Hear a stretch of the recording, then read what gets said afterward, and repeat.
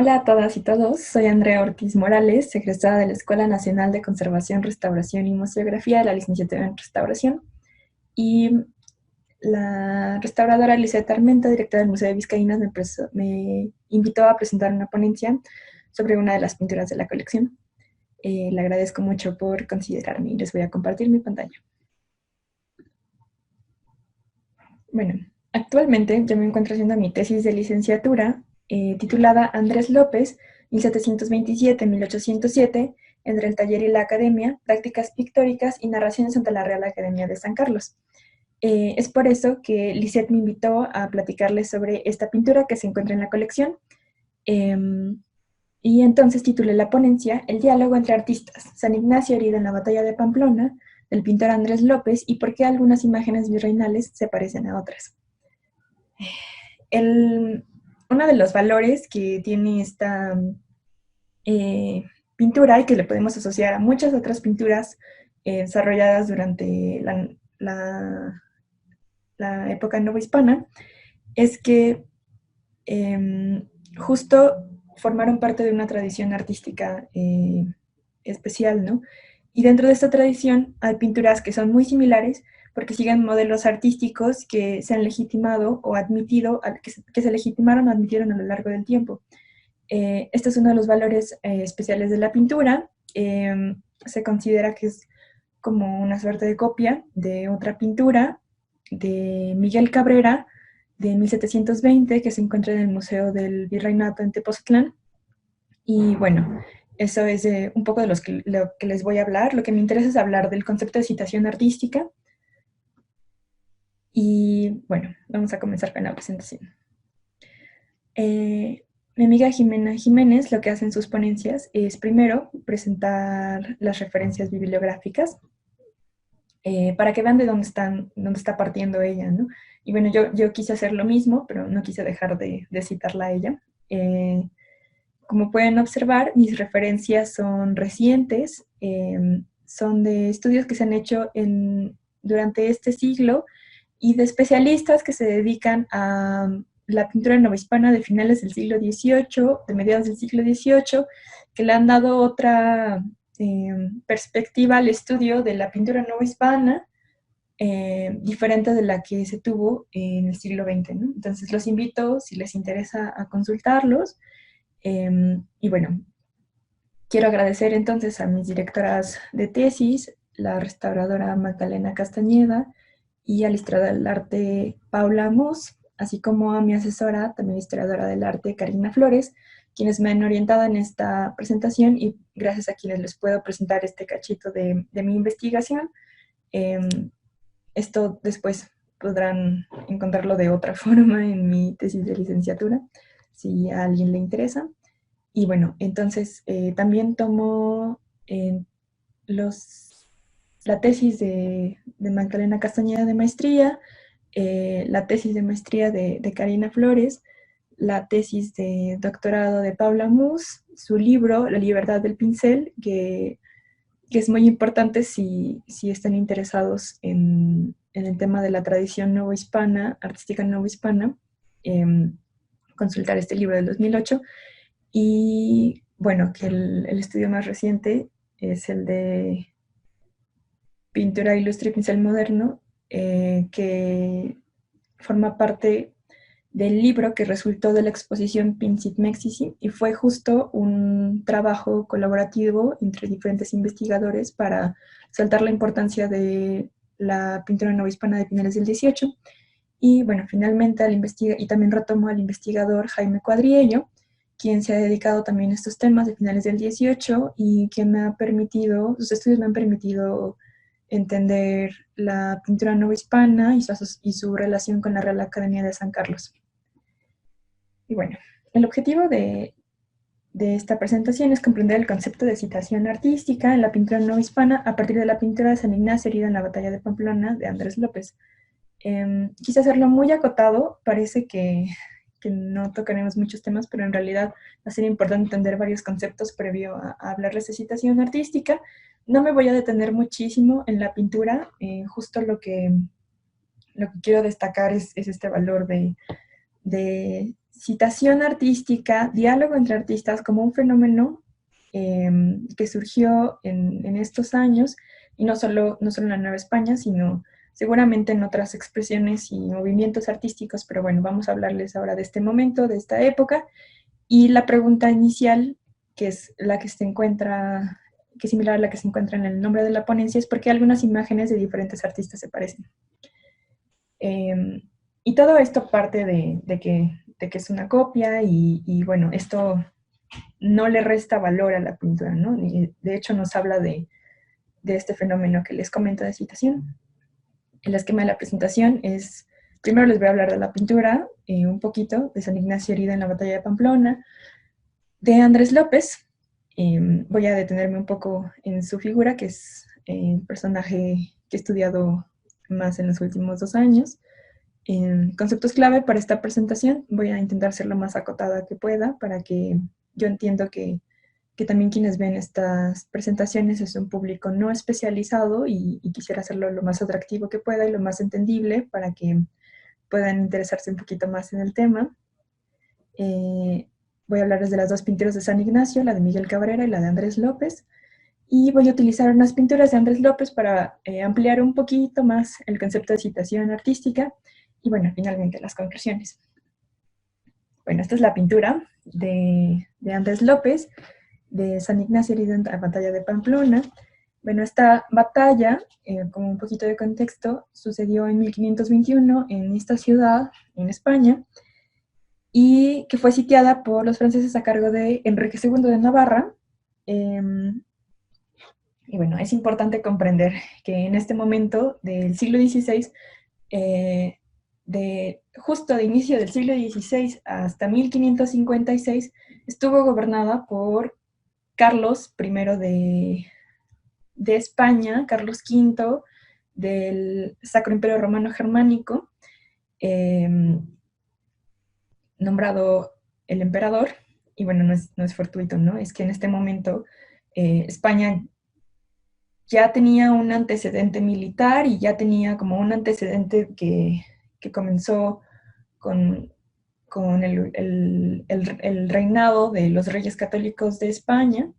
Y entonces lo único que hizo Carlos I fue que, a raíz de tener como un montón de imperios a su cargo, fue potenciar esta política militar, y España entonces en este momento se inserta de manera más importante en la política internacional, participa en todos los diálogos, etcétera, en Europa.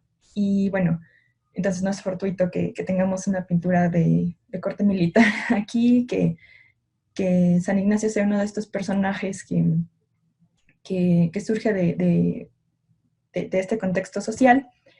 Lo importante de esta pintura entonces es que a raíz de que resulta herido en esta batalla, él está obligado a guardar reposo, y entonces es en este momento que empieza a acercarse más al catolicismo. Él ya era religioso, los soldados eran religiosos, esto no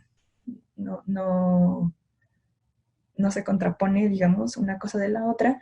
Empieza a acercarse más y entonces abandona la milicia y se dedica de lleno al catolicismo, estudia teología, etcétera. Conoce a otros personajes como Francisco Javier y posteriormente fundarán la Compañía de Jesús. Y bueno, eso es como clave de por qué esta escena se representa, ¿no? Más adelante en España, en este primer siglo de oro, en el siglo XVI, será gobernada por Felipe II, hijo de Carlos I, quien sube al trono en 1556 tras el retiro de Carlos V al convento de Juste. Él muere unos años después. Es igual en 1556 que muere San Ignacio de Loyola. Y con el ascenso de Felipe II comienza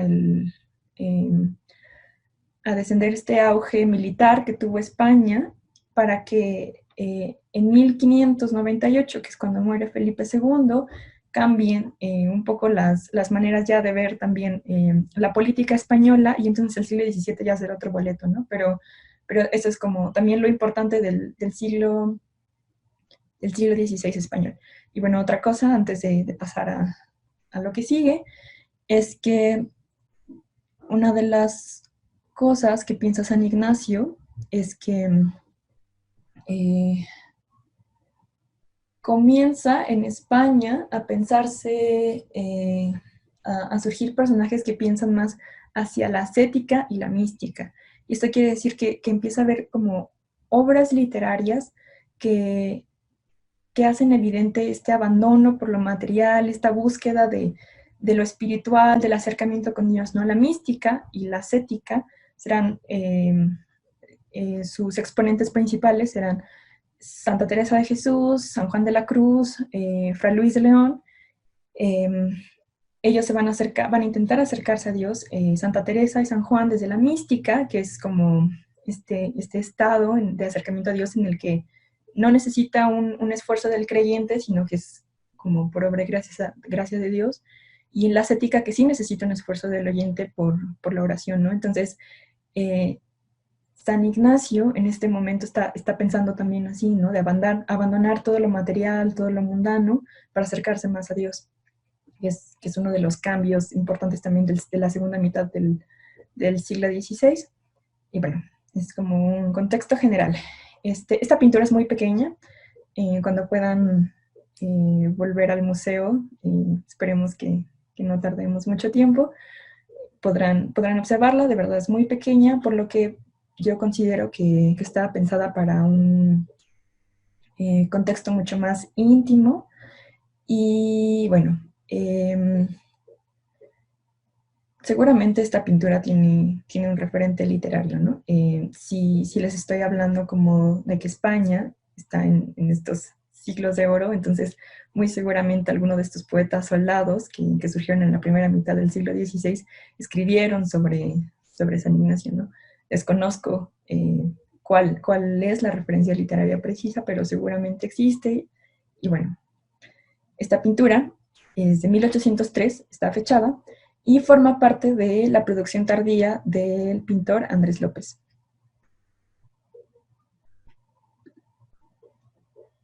Muy bien. Entonces, Andrés López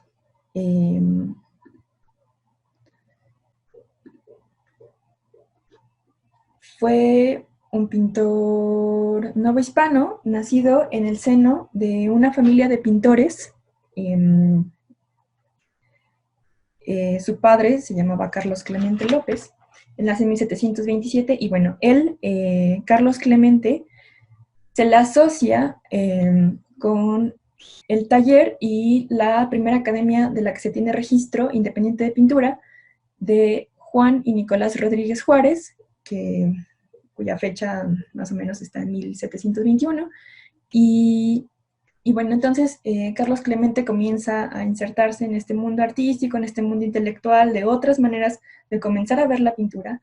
Y estas primeras academias independientes de pintura con los hermanos Rodríguez Juárez, serán lo que empiecen a destacar, a diferenciar el siglo XVIII novohispano del siglo XVII, ¿no?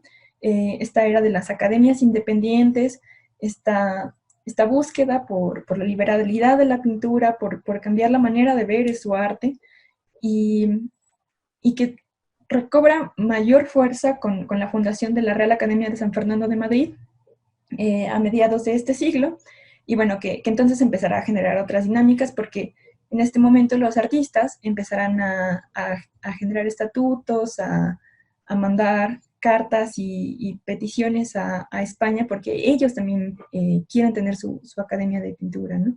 Lo que va a significar, y lo que se espera que sea como tener otra manera de ver la enseñanza de la pintura, una sistematización mucho más clara, ¿no? Entonces, Andrés López comienza su formación en este taller familiar, este taller que le empieza a dar algunas pautas para definir sus maneras de pintar, y luego creemos, con mis directoras, mi asesora y yo, que muy probablemente participó también en la academia de José de Ibarra, quien muere en 1756, y después de la que será a cargo Miguel Cabrera, el pintor del que les estoy hablando, el que les hablé anteriormente. Y bueno, entonces, ¿qué significa que Andrés López tenga esta doble formación, ¿no? Bueno, que en estas academias independientes una de las cosas que se prioriza es el estudio teórico de la teoría artística que viene de España, que viene de otros lados de Europa, pero también de la importancia, empieza a tener mucha importancia el dibujo, ¿no? Para las obras. ¿Qué significa que entonces empiezan a priorizar otras características en su obra, ¿no? Ya no es como en el siglo XVII, que una de las características importantes de manera muy general y muy somera es como el contraste en los colores, es un poco mucho más brillante, tienen otras eh, prioridades y entonces destaca el color sobre el dibujo, ¿no? En el siglo XVIII lo que va a suceder, sobre todo ya a mediados del siglo XVIII, es que, ya acercándose a mediados del siglo XVIII, es que entonces se va a empezar a priorizar más bien el dibujo sobre el color, ¿no? Los colores van a ser mucho más armónicos, van a ser menos rígidas las figuras, van a ser mucho más sutiles, ¿no? Este es el contexto artístico en el que se empieza a sentar Andrés López, ¿no? Y bueno, eh, este artista, junto con José de Alcíbar, Rafael Gutiérrez y Francisco Clapera, forman parte de la generación de artistas de finales del siglo XVIII a quienes les toca la inserción de la Real Academia de San Carlos, ¿no? Finalmente logran tener su academia en 1781 y esta es una de las características de esta generación de artistas, ¿no? Que no únicamente tuvieron esta doble formación en el taller particular y de academias independientes, sino que además les tocó la inserción de esta academia que será muy rígida, que al principio será un poco, no será tan fuerte, digamos, en términos de sistematización de la enseñanza y de reglamentación del ramo de la pintura en la Nueva España, pero que bueno, es importante entender a estos artistas en este sentido, ¿no? Estos artistas entran como correctores de dibujo en 1781 a la Real Academia de San Carlos y después salen de ella en 1786, no duran mucho tiempo. Algunos pintores continuarán ahí, ¿no? Sí les interesará seguir como, como parte de la academia y algunos incluso obtendrán el título de académicos de mérito, ¿no? Y firmarán como tal en algunas pinturas. Muchas de las cosas que les voy a decir respecto a esto forman parte de la investigación que está haciendo actualmente Karina Flores en su investigación de doctorado. Eh, y bueno, esta es una de las conclusiones también a las que ella ha llegado y que ha podido compartir conmigo y que ahora yo comparto con ustedes. Y bueno, entonces Andrés López sale en 1786, pero no es de estos pintores que les interesa ser académico de mérito. Andrés López no va a ser académico de mérito. Andrés López va a tener otros intereses, mucho más de producción de obra, ¿no? Se cree que también forma parte de esas investigaciones de Karina Flores, que junto con José de Alcíbar tienen uno de los talleres más grandes de la, de la Nueva España, ¿no? Y, y entonces, esto significa que tal vez la academia no es una prioridad en su vida, ¿no? Sino que justo Andrés López tiene obra en muchos lados del virreinato, ¿no? Sobre todo en el área del Real de Minas, en Guanajuato, en Michoacán, en Aguascalientes, en San Luis Potosí, en Zacatecas, en Durango. Es un territorio muy amplio y no son pinturas pequeñas, son pinturas que están fechadas en los mismos años, son pinturas que forman parte de series muy grandes y que además son de tamaños muy grandes, como sobre todo estos a finales del siglo XVIII, en la década del 90, donde empieza a hacer figuras de 10 metros de largo por 5, tiene una serie de Via Crucis en Aguascalientes, en el Templo del Encino, que también son pinturas gigantes. Y bueno, estos son los intereses de Andrés López, ¿no? Es mucho más producción. Y bueno, teniendo este contexto de que tiene pinturas muy grandes y mucha producción, entonces nos habla de un taller muy prolífico, ¿no? Y de un equipo de trabajo de, de oficiales y de aprendices dentro del taller también muy grande y que seguramente sigue este esquema de pintura, ¿no? Y que además responde a un público específico, ¿no? Eh, creemos que Andrés López sí tenía una clientela muy, muy clara, dentro del virreinato por el tipo de obra que está pintando. Y bueno, la obra más temprana de Andrés López, de la que tenemos conocimiento, es la Virgen María Santísima de la Aurora, fecha de 1763 y que se encuentra en el Templo de la Profesa en la Ciudad de México. Esta pintura no se parece en nada en lo que hará después en su producción, ¿no? Bueno, empieza a tener ya rasgos muy claros de Andrés López, ¿no?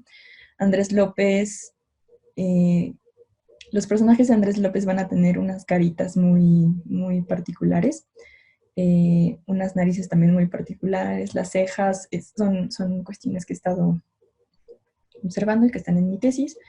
Y bueno, esta pintura, algo que quiero destacar y que después podemos contrastar con otras pinturas que veremos más adelante, es que es mucho más sólida, mucho más rígida, pese a ser una temática en la que se supone que la Virgen está elevada, ¿no? Está como en el cielo, está flotando y están estos ángeles, parece como muy pesada, como que tiene una caída que no es tan ligera. Y sin embargo, empezamos a ver que Andrés López tiene claros como temas del dibujo como anatómico, ¿no? Que es dibujo anatómico, entiéndase como la manera en la que trata los cuerpos el pintor, y eso lo podemos ver gracias a cómo están los trajes ceñidos, en que algunos personajes enseñan como estas piernas y los brazos y están como desnudos, y entonces podemos ver las musculaturas, etcétera, ¿no? Bueno, ahora, los conceptos clave para esta presentación, voy a intentar hacerlos muy acotados. Los dos primeros los voy a leer para después ya decantarme hacia la citación artística. La tradición es un concepto que, según Elis y Go, responde a un proceso temporal y hereditario donde un agente o varios asimilan y transmiten un conocimiento o patrimonio original. Una tradición artística local es resultado de un proceso dinámico y continuo de transmisión, recepción, adaptación, asimilación y nueva transmisión. Este concepto se trabaja mucho, es un concepto muy concreto. Por supuesto, también es un concepto que ya se ha ampliado, por ejemplo, en las investigaciones de Magdalena Castañeda y de Paula Mus, incluso de Karina Flores, pero bueno, podemos entenderlo para fines de esta presentación como de esta forma. Y bueno, ¿qué significa esto de patrimonio original, no? Más bien quiero como que se entienda como conocimiento, tal cual. Está un pintor, en este caso Andrés López, que como dije, formaba parte del taller de su padre, ¿no? Entonces, su padre va a tener unas maneras de pintar que le va a enseñar a Andrés López, ¿no? Entonces Andrés López, no solo por las enseñanzas de su padre, sino por lo que va a estar viendo alrededor en la Nueva España, lo que va a ver en las iglesias, lo que va a ver en casas particulares, en capillas, etcétera, va a empezar a generarse como un bagaje cultural, digamos, como un catálogo de obras en su cabeza que él va a empezar a entender, y a partir entonces de ese catálogo de obras que tiene en su cabeza, de las enseñanzas teóricas que tiene, de la práctica del dibujo, y bueno, de la práctica en general de su pintura y del desarrollo de la misma, de los encargos que va a tener, es que él va a apropiarse, sí, de esas características plásticas que tiene la pintura en ese momento, pero también a asimilarlas de otra forma y a transmitirlas de otra manera, ¿no? Es aquí donde pasamos a las innovaciones individuales del pintor. Les voy a leer este concepto también. Los desarrollos individuales son innovaciones propias, independientes y que al mismo tiempo dependen de un contexto dado. Estas creaciones de estilos propios de pintar las podemos observar en el dibujo, temáticas, manejo de la corporalidad, arquitecturas, atmósferas, composiciones y distribuciones en el espacio.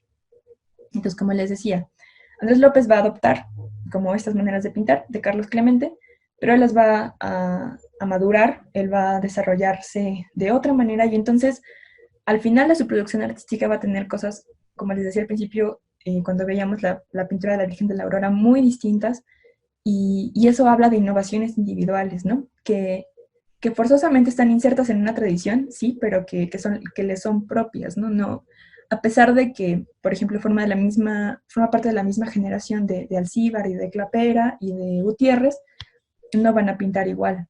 Tendrán características similares, pero no será la misma, no serán las mismas imágenes. Entonces, la citación artística, en este sentido, a partir de estos dos conceptos, es que dentro de una tradición, como les decía, no fue fortuito decirles que Andrés López veía obra, ¿no? Porque entonces va a entender que hay unas maneras de representar las imágenes que ya están legitimadas por años de tradición, ¿no? Entonces, eh, por ejemplo, pensemos en la Inmaculada Concepción, ¿no? Que pienso que es una imagen que más o menos podemos tener todas y todos los que estamos en esta ponencia como más o menos clara. Por supuesto, una imagen que podremos tener más clara es la Virgen de Guadalupe, pero eso es otro boleto, eso es otro tema de investigación, que ya se ha tratado mucho, por supuesto, pero bueno, la Inmaculada Concepción, ¿no? Tenemos esta idea de una mujer en primer plano que tiene los brazos, las manos juntas, su mirada está gacha y tiene como un montón de elementos asociados, ¿no? Está vestida de azul, etcétera. Bueno, esa imagen de la Inmaculada Concepción no va a ser la misma ni si la pinta Miguel Cabrera, ni si la pinta José de Alcíbar, ni si la pinta Carlos Clementes, ni si la pinta Andrés López, Alcíbar, etcétera, etcétera, etcétera. A pesar de que es la misma manera de pintar esa imagen, la misma representación artística, va a cambiar dependiendo del gusto propio del artista, ¿no? Por supuesto, insertándose dentro de la tradición novohispana. Entonces, la citación artística es eso, ¿no? Retomar modelos artísticos que están muy claros y que los pintores tienen más que estudiados, que vienen de grabados, que vienen de libros, que vienen de referencias literarias, y que ellos van a desarrollar en su pintura, ¿no? Bueno, algo también que quisiera decir y que tiene que ver con el título que elegí para esta ponencia es que entonces hay un diálogo, ¿no? Como estos pintores se ven, no solo es como, ay, tengo este grabado y lo voy a pintar exactamente igual, ¿no? No, o sea, tiene este grabado, pero entonces ya conoce que todos estos pintores anteriores a él tuvieron una manera de pintar este grabado, y entonces digamos que Andrés López puede pintar a manera de respuesta de eso, ¿no? Manera de respuesta de esa tradición que viene detrás de cómo pintar, insisto, por ejemplo, la Inmaculada Concepción. Muy bien. Entonces, estos son los conceptos que quería como dejar más o menos claros. Espero haber sido concreta en este sentido. Y bueno, la citación artística, entonces, tiene que ver con la legitimación de modelos artísticos, y entonces podemos empezar a comprender por qué estas dos pinturas son iguales, ¿no? Que es también parte del título de la ponencia, por qué las pinturas virreinales se parecen. Ya les expliqué más o menos el contexto de esta pintura, y bueno, a la izquierda podemos ver la pintura de Miguel Cabrera de 1721, está en el Museo del Virreinato, como les decía, y tiene dimensiones mucho más grandes que la de Andrés López, para empezar, ¿no? Esa es una diferencia importante. Ahora les explico, porque mide 226 por 266 centímetros, es gigante y es casi cuadrada, esa es otra cosa, ¿no? Es un formato distinto del rectangular que tiene la pintura de Andrés López, que además es más chiquita, y seguramente estaba pensada para otro espacio, ¿no? La pintura de Andrés López seguramente estaba pensada para un espacio mucho más íntimo, como les explicaba, y esto tal vez para alguna iglesia o para una capilla más grande, o no lo sé, ¿no? O incluso la disposición en ese espacio tendría que ser distinta. Y bueno, como les decía, tampoco sé si hay alguna referencia literaria, seguramente sí, seguramente hay un grabado sobre esta escena, pero bueno, entonces, independientemente de cuál sea este grabado y de cuál sea esta referencia literaria, está clarísimo que entonces la manera en que se va a pintar el momento en que San Ignacio es herido en Pamplona es esta. ¿no? No hay otra. Y esa es la razón por la que, digamos que Andrés López hizo una copia, ¿no? De esta pintura de Miguel Cabrera. O tal vez fue un encargo de alguien, que también es una posibilidad, que le dijo como, me gusta esta pintura que vi, por favor te encargo que pintes una igual, ¿no? Pero entonces Andrés López tuvo que revisar el modelo artístico, tuvo que ver la pintura de Miguel Cabrera, digamos, dialogar con esta pintura para poder adaptarla a sus propios recursos plásticos, a sus propias herramientas artísticas que va a desarrollar. Y bueno, eh, también quisiera como destacar, ya que vimos la pintura de la Virgen de la Aurora, que esta pintura ya es muy diferente, ¿no? Ya no hay un contraste de los colores tan fuerte, es mucho más armónico, incluso a diferencia de la pintura de Cabrera. La pintura de Cabrera está mucho más estrecha, los elementos están un poco más apretados, digamos. En la pintura de Andrés López deja un poco más espacio, hay un poco más de aire, la composición también es un poco más, está pensada de otra forma. Eh, entonces, a pesar de que son dos pinturas que parten de un mismo modelo artístico, son muy distintas, ¿no? Tienen como estas diferencias que les estoy diciendo, a pesar de que, bueno, están, por ejemplo, este mismo personaje que está caído, el caballo, este personaje de aquí, que es el mismo de acá, la posición de San Ignacio, los personajes que están alrededor de él también tienen las mismas posiciones, pero entonces el tratamiento que le va a dar Andrés López, ya no solo de la composición, sino de la manera de pintarlos, va a ser muy diferente, ¿no? Aquí Andrés López pues ya había tenido una madurez artística, ¿no? Ya está en sus últimos años de producción, de vida, y, y bueno, son muy diferentes estas pinturas, ¿no? A pesar de ser iguales. Y bueno, que además Miguel Cabrera tuvo más oportunidad de detallar la pintura porque es más grande, entonces implica un trabajo, mmm, no quiero decir que es un trabajo más complicado, pero sí necesita otro tipo de recursos artísticos eh, para pintarla, y en cambio esta es más pequeña, ¿no? Entonces necesita otro tipo de manera de pensar la pintura. Y bueno, estas son las pinturas de las que parte la ponencia, y este es el fenómeno artístico de citación y de diálogo entre artistas del que les quiero hablar, ¿no? Estaba explicando. Esta primera imagen es la Virgen del Apocalipsis de 1779, Andrés López. Está en el Templo de la Enseñanza del centro de la Ciudad de México y está hermanada con otra pintura de iguales características de tamaño, formato, incluso de composición, que es una Asunción de María. Se encuentran a los laterales del retablo principal de Nuestra Señora del Pilar, y bueno, es una pintura que está pensada para verse desde lejos, para verse desde abajo también, tienes que voltear un poco, y porque cuando tú entras a la iglesia y es lo primero que ves, ¿no?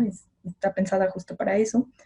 Y bueno, esto forma parte de las pinturas que yo he estado clasificando como previo a la Real Academia de San Carlos, un poco como con fines metodológicos, pero bueno, esto es lo que les puedo decir en inicio de la Virgen del Apocalipsis. Luego, les voy a hablar de la pintura de Jesús en el calabozo de Caifás. Esta pintura no está fechada. Se encuentra en un contexto mucho más íntimo en el coro de la capilla del monasterio de Santa Teresa la Nueva en Magdalena Contreras, en la Ciudad de México también. Esta va a ser interesante porque con esta pintura podremos ver que esta citación artística no solo se daba entre pinturas, ¿no? Sino también entre esculturas. Y finalmente el Tránsito de San José, de 1803, fechada igual que la pintura que se encuentra en Vizcaínas, y esta pintura se encuentra en La Profesa, y la voy a asimilar un poco con la pintura de otra pintura del Tránsito de San José, pero de José de Alcíbar. Y entonces esto nos permitirá ver que a pesar de ser el mismo tema, no van a tener el mismo referente, el mismo modelo artístico, ¿no? Entonces, estas tres pinturas que elegí tienen tres objetivos claros, ¿no? Por un lado, la Virgen del Apocalipsis, que tiene un modelo artístico más o menos definido, que será una representación artística legitimadísima en la Nueva España. Bueno, yo no conozco todas las vírgenes del Apocalipsis, no sé, no las he visto todas en la Nueva España, pero al menos las que he visto generalmente están representadas así. Obviamente, como les mencioné, con las variaciones de cambios individuales de cada artista, pero bueno, así están. Y Jesús en el calabozo de Caifás, también lo interesante es que tenemos la referencia literaria precisa de las visiones de Sor María de Jesús de Ágreda, y además que tenemos imágenes escultóricas con esta misma representación de Jesús. Y bueno, el tránsito de San José, que es el mismo tema, el tránsito de San José, pero se puede representar de otras formas, ¿no? Muy bien. Entonces, en 2008, Paula Mus publicó el libro La libertad del pincel. Es un libro que te permite introducirte dentro del tema de la tradición artística novohispana, entender conceptos muy importantes, como son los gremios, las ordenanzas, y bueno, es un tema que ella ha trabajado un montón. Entonces, pues, es un libro que recomiendo mucho para introducirse en el tema del arte virreinal en la Nueva España. Y lo que ella propone al final del libro es una comparación entre pinturas, ¿no? Ella compara otras pinturas también, pero quise destacar estas para hacerlo mucho más acotado. No voy a detenerme mucho, pero bueno. Lo que ella propuso en 2008, no sé si ya haya cambiado la manera de verlo, pero bueno, por eso insisto, en 2008, es que este modelo de representación de la Virgen del Apocalipsis parte de un grabado de Rubens, de Pablo Rubens, y que es un modelo como este, que es un boceto, un óleo sobre tabla, que se encuentra en el Getty, en Los Ángeles, y que es de mediados del siglo XVII. Como pueden observar, es muy similar a las pinturas, no es exactamente igual, pero tiene algunas características que nos permiten asociar esta pintura con las pinturas novohispanas de la misma representación. A la derecha tenemos una pintura de Miguel Cabrera de 1760, una Virgen del Apocalipsis que se encuentra en el Munal.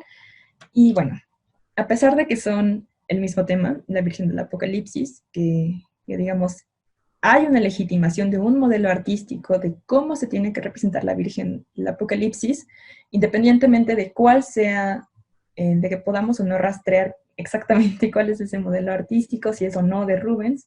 Estas dos pinturas sí están legitimando algo, pero son muy diferentes, no solo porque son pintores de generaciones distintas, sino incluso por, como les decía antes con la pintura de San Ignacio, que son formatos distintos, que están pensadas para otro tipo de espacios, y también en la manera de componerlo, ¿no? Andrés López, lo que yo he observado, es que tiende mucho a dejar espacios como de aire. Entonces, las pinturas no están tan apretadas, sino que son muy libres, y incluso puede tener muchos personajes alrededor. Eh, Me gusta llamarlo Andrés López de Los Ángeles porque tiene muchos, a pesar de que a veces las representaciones ya tienen ángeles asociados, Andrés López utiliza muchos más, y son ángeles que ya están, digamos, estandarizados por él, ¿no? Es como si tuviera estampitas y las pusiera, porque todos sus ángeles se parecen muchísimo, tienen los mismos perfiles, las mismas posiciones, etcétera, ¿no? Y es una característica individual, por ejemplo, de él, eh, que es una de las cosas tal vez una de las menos importantes, pero que a mí me gusta mucho, que lo diferencia de esta pintura de Miguel Cabrera. Y bueno, en esta obra de Andrés López, el arcángel es muy distinto a la obra de Miguel Cabrera, ¿no? En esta obra de Andrés López hasta parece que este ángel es mucho más estático, ¿no? Y en la obra de Miguel Cabrera este ángel es mucho más dinámico. En todo caso podría asociarse más a la pintura de Rubens, en donde también el arcángel es mucho más dinámico, parece que se está moviendo. En la de Andrés López no, parece que apenas lo está viendo para atacar, ¿no? En el otro es claro que ya está a punto de atacar al demonio. Y, y bueno, también la Virgen, en el caso de la pintura de Miguel Cabrera, ocupa mucho más espacio en el espacio de la pintura, y en la de Andrés López no, la Virgen es mucho más pequeña, eh, tiene otro tipo de semblante, tiene otro tipo de, de gestualidad, tiene otro tipo de movimiento, ¿no? La de las proporciones incluso son distintas, la de Andrés López parece mucho más alargada que la de Miguel Cabrera, y, y bueno, sí son pinturas que se insertan dentro de una misma tradición, no son pinturas tan alejadas, en realidad bueno, son bastantes años, pero no es un siglo completo de diferenciación, ¿no? Y además tomando en cuenta que Andrés López, pues, estuvo con él, ¿no? Pero Andrés López justo se diferencia mucho de estos pintores porque también podemos observar que tiene una tendencia mucho más hacia los colores apastelados, insisto, deja de lado los contrastes de colores, y es algo que en esta pintura de Miguel Cabrera es, es completamente distinto, ¿no? Hay otro tratamiento de los colores, eh, sí hay un pensamiento del dibujo también, pero es distinto, ¿no? Y justo una de las cosas que yo he podido observar en la obra de Andrés López es que al ser pinturas tan grandes y las que él hacía, y, y al estar distribuidas de una forma, digamos, tan clara, entonces podemos hablar de que tenía un dibujo previo, ¿no? Antes de hacer la pintura. Y bueno, este es uno de los ejemplos que les quería presentar. Ahora, pasamos a Jesús en el calabozo de Caifás. Esta pintura es, como les decía, de un contexto más íntimo. No estoy segura no está fechada. Yo creo que no, al ser su producción un poco más temprana, no va a ser tan tardía como, yo considero que debe ser como década del 70, 80, pero bueno, no estoy siendo tajante, no estoy afirmando que lo sea, pero yo, por el tipo de representación que tiene, como por este tipo de las proporciones y de las escalas que maneja en tanto el ángel y en tanto Jesús, que son muy diferentes, o sea, Jesús es muy grande, en este llega casi al techo, ¿no? Pues habla de otro tipo de concepción de la pintura, ¿no? Que tal vez nos permite empezar como a entender en qué parte de su producción artística estaba, pero bueno, por eso no puedo ser tajante en mi afirmación. Y por este lado tenemos una escultura del Templo Santo Domingo de Guzmán en Juchitepec, Estado de México. Esta pintura se restauró en la Escuela Nacional de Conservación, Restauración y Museografía en 2016. Estuvo a cargo de una de mis compañeras de generación. Ellas me hicieron favor de pasarme el informe y les agradezco mucho sus atenciones también a ellas. Y bueno, es una representación, es un modelo artístico también muy claro, ¿no? Entonces, esto nos permite entender a la pintura, a los modelos artísticos no solo en pintura, sino también en escultura. Y esta pintura parte de, los, de las visiones de Sor María de Jesús de Ágreda, que fue una religiosa en el siglo XVII, que fue muy estudiada en la Nueva España y muy retomada para crear modelos artísticos y representaciones, ¿no?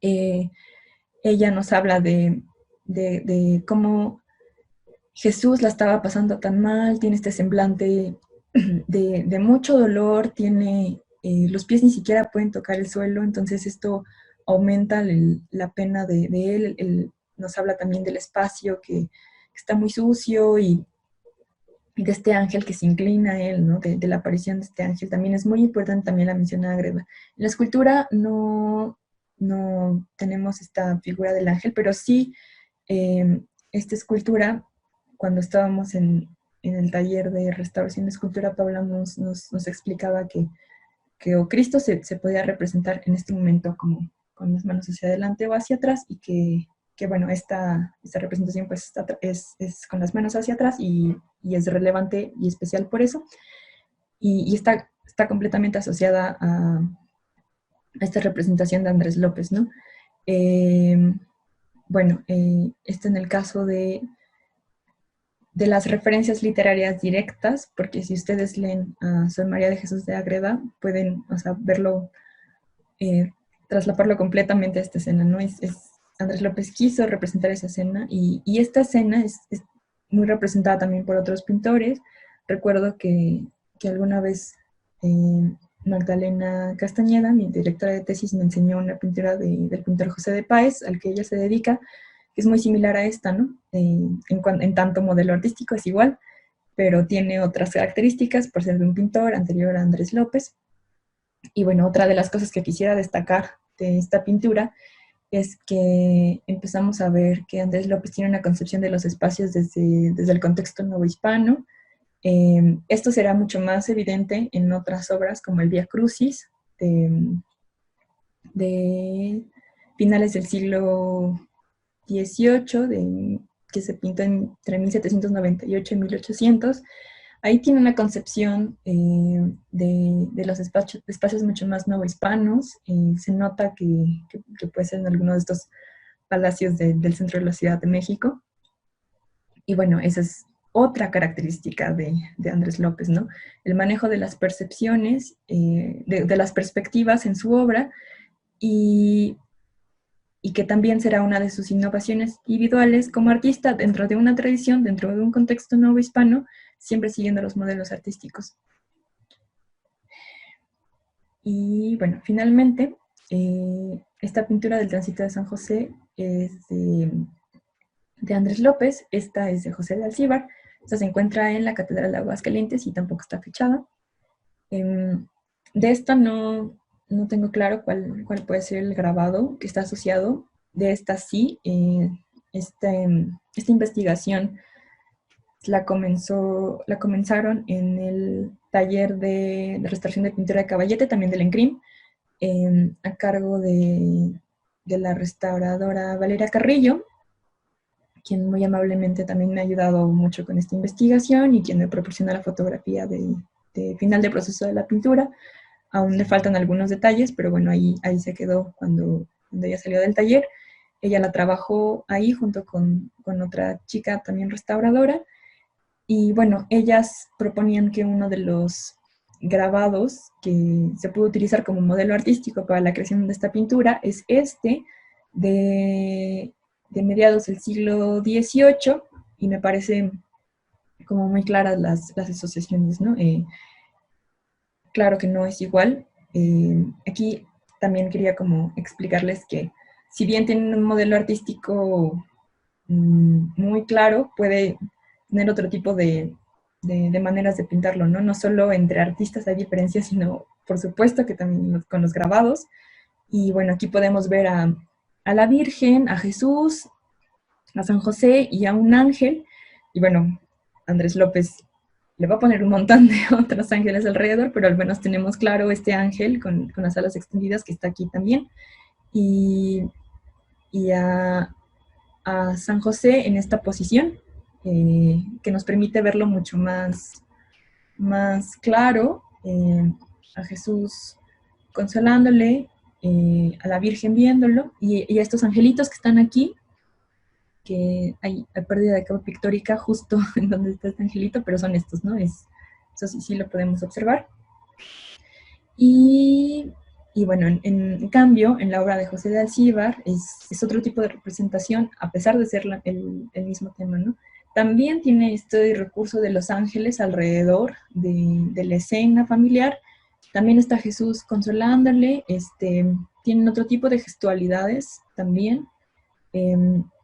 Bueno, lo que yo veo en estas pinturas es que también tienen otro tipo de intenciones desde el artista, ¿no? Parece como si Andrés López nos invitara a ser parte de la escena, a contemplar el momento en que muere San José, y por otro lado Alcíbar más bien parece que nos invita nada más a verla, ¿no? No a ser parte de ella, sino solo a ser espectador, a poner como un límite, y esto me parece claro también con que la Virgen esté de espaldas, ¿no? Y este ángel también. Acá más bien es como una composición mucho más abierta, y acá no, acá es como mucho más circular. Eh, y bueno, lo que sí tienen en común estas dos pinturas es que eh, tiene dos, la composición está dividida en dos, entre donde se encuentra Dios Padre y los ángeles alrededor, y la escena de abajo, ¿no? La escena terrenal, digamos, donde están los ángeles y la familia, la Sagrada Familia.